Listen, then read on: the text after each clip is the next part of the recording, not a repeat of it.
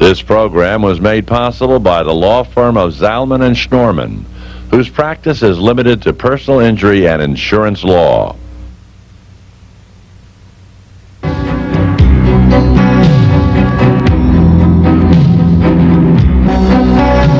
Welcome to Lawline with your host, Alan Schnorman. Mr. Schnorman is a distinguished trial attorney, author, and lecturer. Each week, Lawline will bring you the most knowledgeable experts in the field of law today. And now, we introduce our guests and our host, Alan Schnorman. Welcome to Lawline. Most of us know someone who was injured in an accident or was a victim of medical malpractice. Today we'll try and educate you as to what constitutes negligence and look at how much time you have to bring a lawsuit, how to choose the location of your lawsuit, and why so many cases settle. Our guests are the Honorable Michael Garson, Justice of the Supreme Court, Kings County, and Ben Zalman, my partner of over 20 years, and Ben has over 35 years of trying negligence cases. Hello, Judge Garson. Good afternoon. Hello, Ben. Alan. Judge, let me ask you this. Why does one case settle and one case go to verdict? What's the difference? What makes up a good settlement? What makes a good settlement the two lawyers that know on both sides of the case that what their case is all about and what they feel their case is worth, and decide that it's best to have a bird in hand than 10 in the bush. Yeah, but I know you give recommendations many times to both the plaintiff's lawyer and the defendant's lawyer. How do you come up with that magic number that settles the case? There's never a magic number. All it is trying to get a feel for what the plaintiff really will accept as his bottom line, and what the defense counsel's firm will pay, or the insurance company behind them will pay to get rid of this case, so that they don't have to allow 6 people in Kings County to decide their fate. Ben, when is the best time from a plaintiff's point of view, from the injured party's point of view, to settle a case? You mean the apex? The point at which, every case is different. There are some cases that should be disposed of fairly early on, and for a lot of reasons. There may be reasons having to do with the client, maybe have reasons having to do with the investigation, the testimony, and there are times when you might get a decent offer early on, and it's worthwhile to the client to have the money earlier than having to wait 2 or 3 years. But for the most part, for most part, however, the problem is on most cases is that no one really talks seriously until the case is ready for trial, and it takes 2 or 3 years from the time of the accident to the time that you get into the courthouse and are assigned to select a jury or a part. So there's a time delay, there's a time process, and unfortunately most cases the best time to settle the cases from the point of view of money is at that point. Would you agree with that, Judge? Well, I agree that the best time is to settle a case when the case is in the courthouse, ready to go, just at the point where jurors are to be selected. Mm-hmm. That's probably what you said was the apex, or the best time to dispose of the matter. Do you find that many times the insurance companies, before they put meaningful dollars, will actually wait till after you select the jury? I think most insurance companies hold back on their meaningful dollars until they ride the case to the end, and the end being when it arrives in the trial assignment part. And that although there are some companies now that are talking about giving you their best dollar shot up front, and that it's always going to remain that, I don't find that to be true. Do you find there are different personalities to companies, that one insurance company will settle easier than another insurance company? Absolutely. Absolutely. What's been your experience? My experience is that there are the companies that are in court every day that working on a low overhead budget would rather dispose of their matters before they get in deep with heavy administrative costs for trying the case, or producing their own, having their own doctors come in and testify. There are some companies that just have a philosophical viewpoint that it's best to settle than it is to allow jurors to tell them how to settle it. Now, Ben, when a client asks you, what is my case worth, what do you tell them? I never tell them a dollar amount. I never tell them a dollar amount. But how do you know what their case is worth? After a certain amount of time in the business, you have a sense. there is no magic number, as Judge Garson said, to any case. And every case is different. It could depend on the personality of the client, the extent of the injury, the type of recovery they had. And when a client comes in and says, you know, a friend of mine down the street got X dollars because they had stubbed their toe and they were injured, I said, that's fine, but that's the person down the street, it's not you. You're unique, your case is unique, your case has a unique value, and I can't judge in advance nor tell you that your case has a dollar sum worth X dollars, because unfortunately, okay, if we can't get that sum, client is disappointed. If it goes beyond that, it's another story. So I try not to give them a dollar sum. I try to tell them that they have a good case, they'll get a good result, we get as much as we can for the client. Judge, I know you as a trial judge have the authority to either once a jury brings in a verdict, to raise that verdict or even lower that verdict. What criteria do you use to override what a jury says? Let me interrupt for a second, if I can. Most people don't understand that. They don't know that. What they see is these big verdicts in the paper. They don't know that the court has the ability to raise or lower their decision on cases when they are out of line. More time than not, a judge will leave the verdict the way it is. But there are occasions where, at least in my courtroom, where I felt that the jury missed the point as to who was at fault during the causing the injuries of the accident, whether they apportioned the case correctly. And if they missed that, then I might raise the verdict decision if I felt that the plaintiff was entitled to more, because I felt that the plaintiff was really not that responsible or as much responsible as the jury thought them to be. More often, though, you find that you will lower the verdict if you do anything to it. And that after a verdict, at least in Kings County, after a verdict comes in, if you felt that the verdict was excessive in comparison to verdicts that have been brought before the appellate division and reduced, you might enter into that factor into what you decide to do at the end of the case. But most times I'll leave the verdict the way it is. Now, Ben, what happens on an appellate level? You started talking about it. When the case, a jury comes in with multiple millions of dollars, what often happens? Well, I don't know about often, but of course we have an appellate court that oversees what juries do.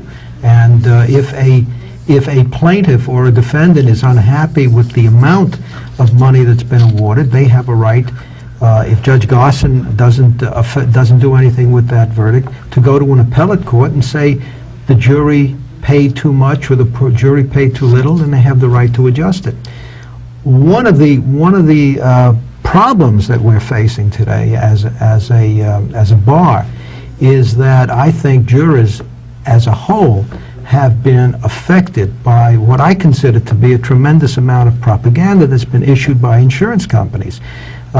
Everyone talks about runaway juries, and you read in the paper about verdicts that come in at numbers which may very well be astronomical, and they consider those to be real numbers. They're not. We all know that those numbers are not real numbers. Those numbers are eventually reduced for the most part.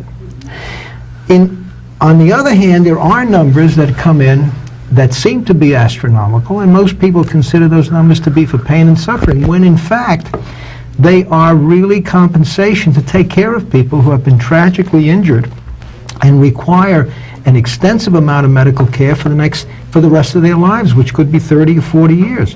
And if you take a look at the costs involved at maintaining these people, the issue really is who's going to bear the burden? The party who caused the injury or the general public?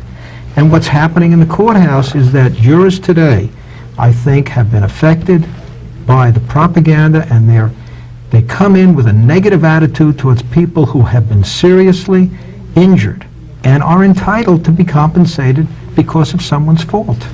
Judge, let me ask you something. You deal with jurors every day, as Ben said. Are there certain jurors who are more favorable to the plaintiff and certain jurors who you see are more defendant-orientated?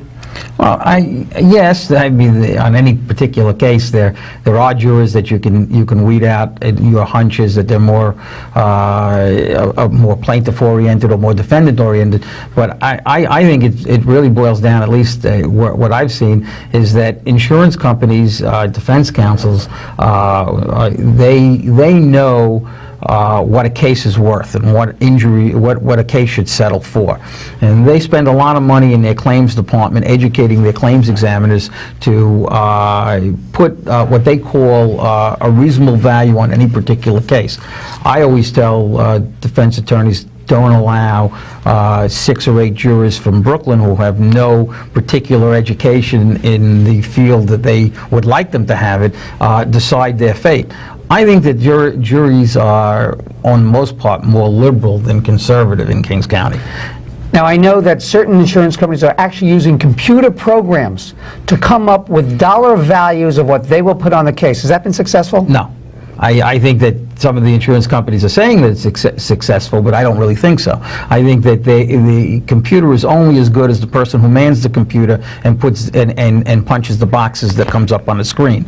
And what's happening is that they're entering the data and they're taking a very sterile approach to what the case should be worth. And they have to adjust that later on anyway when it comes down to trying to settle the case. They are trying more cases based upon their computer results, but they're not factoring in yet the administration costs to try these cases. They say that they're reducing their verdicts because they're winning more cases and they're paying out less. I'm not so certain that that's going to be the bottom line figure when they add up all the expenses to have the lawyers there and all the witnesses and the medical testimony that they need, and they factor in those costs and they merge them together, whether their bottom line is still going to be as good as they think it's going to be. So I shouldn't go out and start buying insurance stocks just based upon these computer programs? I don't think so. Ben, let me ask you this. Let's start getting some information to the public. If I'm involved in an accident, how long do I have to bring an action? Well, in the general personal injury action, we have a statute of limitation that allows you to start a suit within 3 years of the time that you had the accident. And if I fall down on a city sidewalk or if I get hit by a city bus, what do I have to do? Well, with the city, you have a special situation. First of all, you have to file what's called a notice of claim, and that notice of claim must be filed within 90 days of the accident. And then you have a period of 1 year to bring the lawsuit. So you have different limitations. That's 1 year and 90 days. 1 year and 90 days, Okay. yeah. 1 year, 90 days after, 1 year after the 90 days. So that. And Ben, when should a client contact a lawyer after an accident? As soon as possible. As soon as possible. The night of the accident. If not before. No, as soon as the client is able to, because in many cases, and in some types of accidents, you're going to want to investigate the accident. You want to investigate the event. You want to be able to get that police report as soon as you can before it's filed, because there's a whole procedure right now. It's a devil of a time to get those reports once they're filed in Albany. And you want to be able to contact the witnesses to the accident as soon as you can to get a statement while their memory is still fresh. Judge Garson, now you're sitting in the city part in Kings County. Are there anything unique about a judge sitting in the city part as opposed to a non-city part? No, except you're only dealing with one defense attorney or one organization that's defending cases in the city part, the City of New York or the Transit Authority, or anything related to the City of New York. The cases that come before me have been placed on a trial calendar, though, much longer than cases are on the trial calendar in the regular trial assignment part, because the city is so far behind. So it just takes longer to reach your day in court if you have a case against the city? That's correct. Okay, we have to take a break now. We're going to continue with this information about the city right after the break. I'm Alan Schnorman, your host. You're watching Lawline. Stay with us.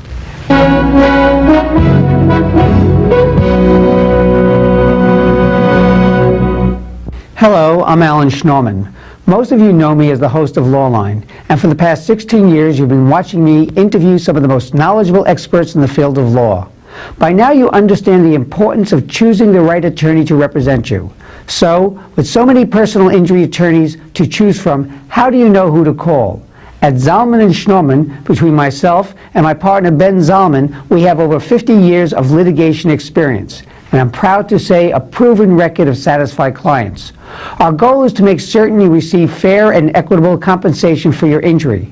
So if you've been injured in an accident of any kind, including a construction accident, a motor vehicle accident, a fall-down accident, call us at 1-800-LAW-LINE.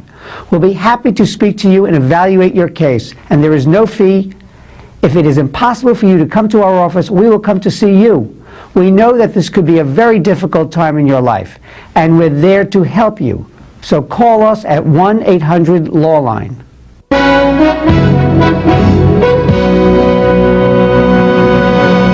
Hello, you're watching Lawline. Today we're talking about what constitutes negligence. I have Judge Michael Garson, Supreme Court Justice, Kings County, and also my partner Ben Zalman.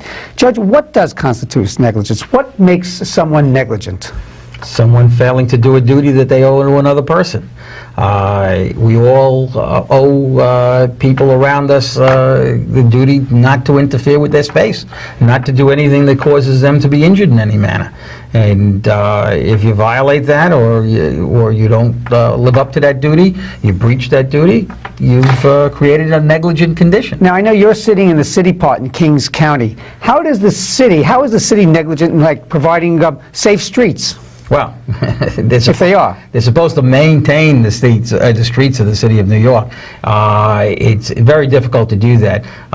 There's a prior notice law in the city of New York that requires the city only to be responsible for defects that, at least when it comes to a broken sidewalk, those things that have been noticed or the city knows about, that's been reported. So the sidewalk in front of my apartment building, that's not owned by my apartment building, that's owned by the city of New York. Well, it might be. Let's assume that there is an area in front of your apartment building that might fall within the building line that your landlord might be required to take care of, but most of the sidewalk would be the responsibility of the city. So if the city sidewalk is broken, and the city has notice of that break, I can sue the city? Absolutely.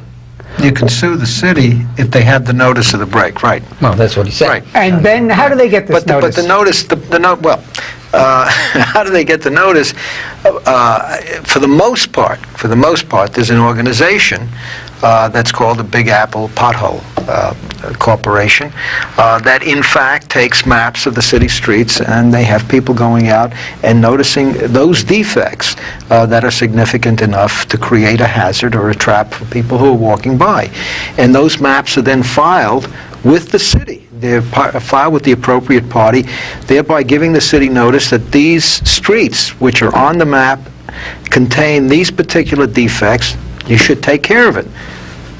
That they take care of it is another problem. I don't know that those... They don't generally take care of it. Judge, what about snow and ice? If it snows, does the city have any responsibility to clean the snow and ice, or is it the homeowner or the apartment building owner? The city imposes a responsibility on homeowner or the owner of the apartment building to clear the sidewalk.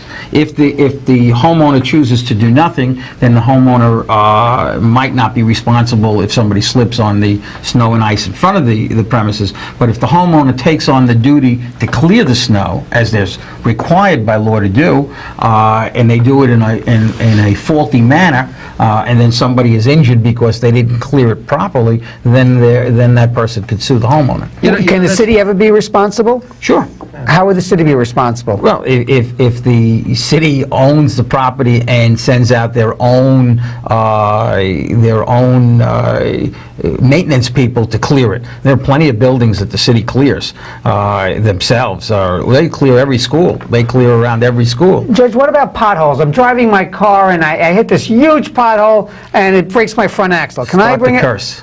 Can I bring an action against the city of New York? Yes, but if that pothole hasn't been reported, then again, that prior notice. That prior notice, you won't have grounds to stand on, and you won't be able to maintain an action against the city. The problem, I think, is that that I don't think the Big Apple reports potholes unless they're in the crosswalk. No, they don't. So that you have a situation there where it's like a catch-22. They require prior notice, but notice is not generally given by the pothole, unless some nice little old lady comes by, sees it, writes a letter, and sends it to the appropriate agency in the city of New York. Or the city actually caused that particular defect. You want to know this prior notice law that came into effect only about 15, 17 years ago. This is not something that exists for a long time. Prior to that, you could sue the city if there was a pothole, but the city doesn't fill all its potholes. And there were so many lawsuits against the city that they were able to pass a bill through the city council, sort of like limiting their liability. Now, Judge, you're sitting in the city part.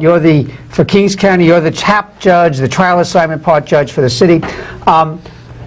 First, does the city settle cases? Yes, but not for what the case might be worth if it were in a city case. Why is that? Is the city any different than any other defendant? They shouldn't be, and they shouldn't be treated that way, and they're not in the part, but their ability to offer money is limited by the layers of the political offices that are behind them, and they're not as free with their settlement money as some of private companies are. So, in other words, pure tax dollars. As far as settlement is concerned, many times a city case will settle less because it's the city as opposed to a private insurance company. I would say most times the case would settle less if you sue the city of New York or a city municipality as opposed to having a private insurance company. Which may be one reason why the city part is so backed up. Do you find that... No, that's not the reason. I think the reason the city park's so backed up is that I don't believe the city has the adequate amount of personnel to process all the cases that are brought against them, and certainly not enough lawyers to try the cases. Well, in York County, how long does a city case take to come to trial? About 22 months. Which is more than a regular case. Regular case now, if you put the case on the calendar, probably about 7 months you'd hear your case. Do most cases in the city part eventually settle prior to verdict? Yes. Most cases in all parts generally settle prior to verdict. But including the city? Including the city.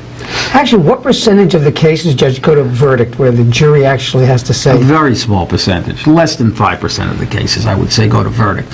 Most cases, if you're counting all cases that are filed at the courthouse, most cases are settled prior to trial. And most cases that go out for trial are settled during trial.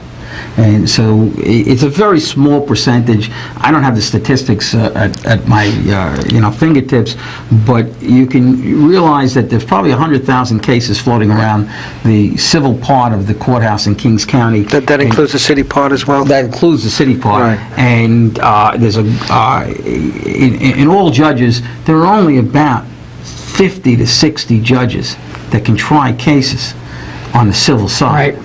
So, and you have hundreds, if not thousands, of cases. You have thousands of cases. Every judge has at least 1,500 to 2,000 cases. And it would be impossible to try 15 to 200,000 cases. You can't. It's just 52 weeks a year. If a judge was able to try one case a week, which is an impossibility. Some cases are only 2 days, but most cases take a week or longer to go to verdict, would only allow 50 cases. 50 or 52. Out of over 1,000 cases. Without allowing for sickness, vacation time, or holidays. The cases that do not settle... Can I just say something? Because I think that that's an important point. You know, people talk about the jury system, and the jury system has been bashed. But if you really think about it, it's really a compromise system that we have. The jury system is there, and a small percentage of cases are resolved by the jury. Yeah, but for the most part, they are resolved by compromise. But that's right. But if you don't have jurors present, you can't get the attorneys in the compromising mode. There's a whole movement now to bring in what they call alternative dispute resolution, ADR, into the court system. How do you feel about that? I'm not for it in the court system. I know about it, and of course it does alleviate a lot of the problems that for backup in the court. If you want to bring your case there, that's a whole different way or philosophy of filing your suit and resolving it. If I'm a litigator, And I think litigation should be brought in the courthouse. And if you're not afraid of litigating your matter, you bring it before the court, you have a judge decide it, and a jury decide it. Let me ask you a few other questions, Judge. I'll put you on the spot. The Chief Judge is trying to get rules through now, one where the charge, the law, is actually written out, as opposed to now, which is given orally to the jury. It's given orally. She wants to get it orally written out, and where they could actually take it into the delivery room. I think that that's bad.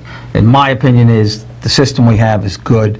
Let the judge read the charge. Let the judge be the controller of the charge, and not give a cold statement to the jury for them to analyze while they're in the jury room and try to read into that charge things that the judge might not have said. And the same suggestion, on the same note, she wants to have the juries being allowed to keep their own notes. How do you feel about that? I believe that's a good idea. I think that jurors do get lost during a trial, and if notes helps them, that's fine. They should use it for refreshing their own mental thought. Well, what happens when one juror takes a note and the other juror, maybe 2 out of 6 jurors take notes?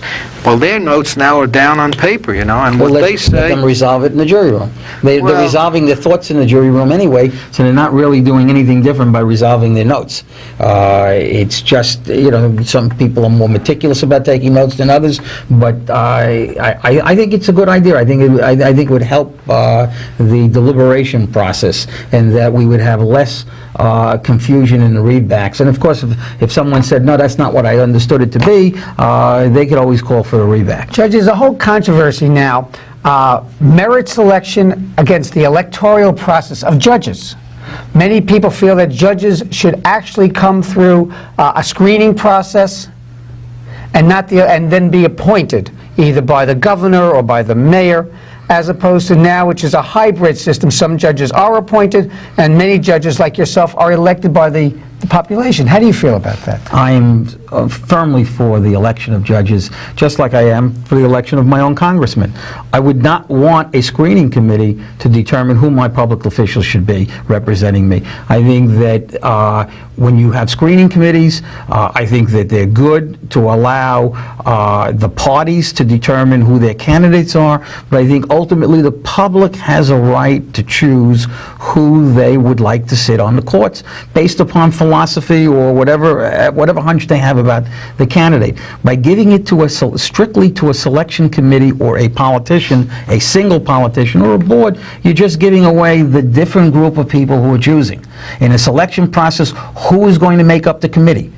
Which politician is appointing his friend to that board, so that that board will then recommend somebody to the person who has the authority to select, and then that person becomes the... Of course, the critics say now that there's too much power in the county leaders, who basically control the delegates to the judicial conventions, who nominate the judicial offices, and in New York City, Democrats far outnumber Republicans. So that the convention system should be open for change. Maybe there's a different system of selecting not through a convention, the particular candidate. Maybe there should be primaries for all positions. But strictly a selection system is only, when you say a county leader, I don't know what really that means. I know it's the leader of a particular party, but we do have a bi-party system in this city and in this state. Mm-hmm. And with that, I have to thank Ben Zalman. Thank you very much for appearing on Lawline once more. And Judge Michael Garson, thank you for coming on Lawline. And as always, this is Alan Schnorman. Thank you for watching Lawline.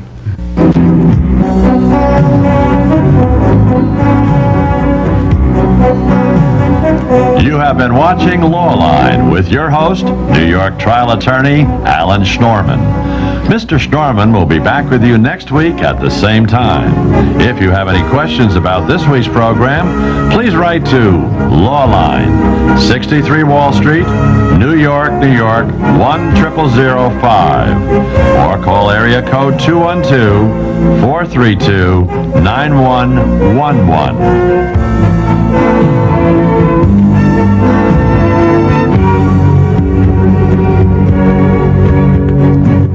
This program was made possible by the law firm of Zalman and Schnorman, whose practice is limited to personal injury and insurance law.